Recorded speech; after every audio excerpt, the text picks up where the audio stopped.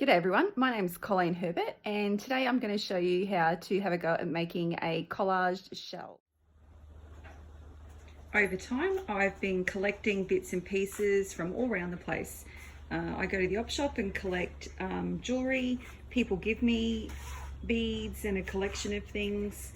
I've got a couple of items on tools, I've got some pliers and tweezers for my finer work.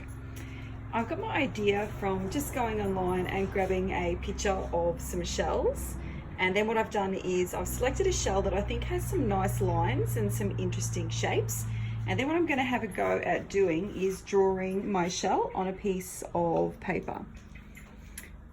So here I'll make a start, just getting a nice sort of line to get me started. Coming back in. Now it may look like it is nice and easy for me, but I did have a bit of a practice before I put on the clip so that I knew what I wanted to do and my placement of bits and pieces. The other thing I also did was I made sure that the surface that I was going to work on fit my paper, because there's no point drawing it if it doesn't have a nice sort of balanced composition. So this is a seahorse that I've actually done earlier. It's just on a piece of wood. I've put a wash underneath and I'll show you how to do that. And then I've stuck on the bits and pieces that I've collected. This one here is going to be my surface for my shell. And if I just put that over the top, you can see that I have a nice fit.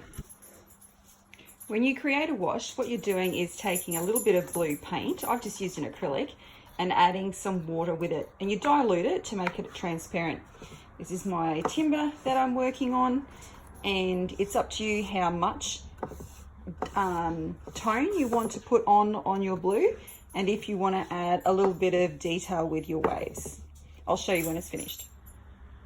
There's my finished base. What I've done is I've created a little border around the piece of wood. You don't have to do that, but I actually don't mind a frame within a frame.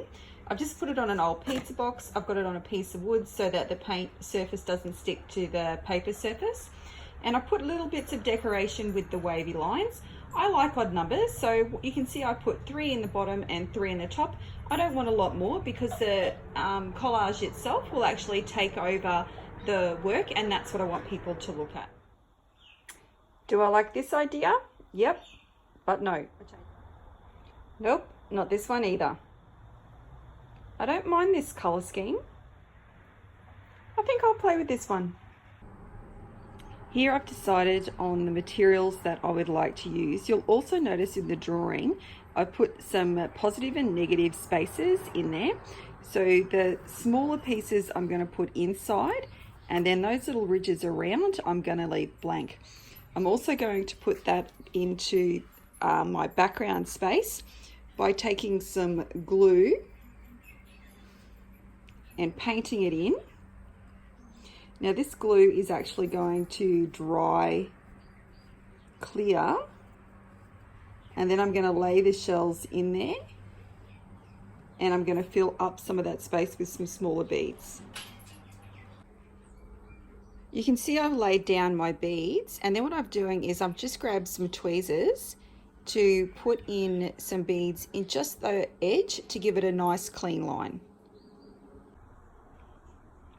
What I want to show you here is I've stuck some more beads on, and then I thought before I continue I would slowly, because it's still wet, tip it to see if any beads come off. Okay, that was pretty lucky because this is the 3rd time I've tipped, and every time I've tipped I'd have beads come off. One of the things I wanted to explain, and I probably didn't document it well enough, sorry about that, my bad, is how I chose my colours and why I chose my colours and the placement. So I started off with the dark brown because that's had a little bit more depth in the shell, and then I decided to put the dark green around the right hand side just because it added a little bit more weight to the piece.